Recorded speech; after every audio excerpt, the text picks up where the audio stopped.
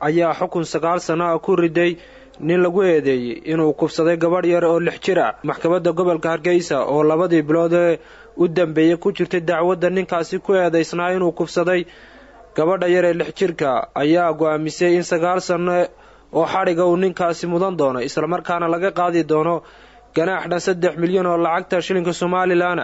14 bishii koobaad ee sanadkan ayaa ninkaasi laga soo qabtay xaafad ku taala magaalada Hargeysa kadib markii hooyada gabadha yar dhashay ay ku wargelisay booliiska in ninkaasi uu kufsaday gabadheeda yar. Ninka 9 sano lagu xukumay ee kufsaday gabadha yar ee 6 jirka ayaa la sheegay inuu la jaar ahaa qoyska, isla markaana uu uga yeedhay inanta yar xaafadda.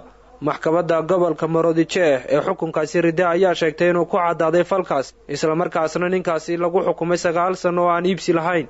Maxkamadda gobolka Maroodijeex waxa ay sheegtay inay soo bateen kiisaska carruurta kufsiga loo geysanayo, kuwaasi oo ku soo badanaya deegaanada Soomaaliland sanadihii u dambeeyay.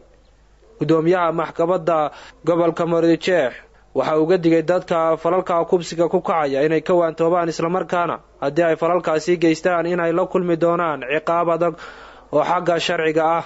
Xukunkan ku dhacay ninkan kufsaday gabadha yar ee 6 jirka ayaa noqonaya kii ugu horeeyay deegaanada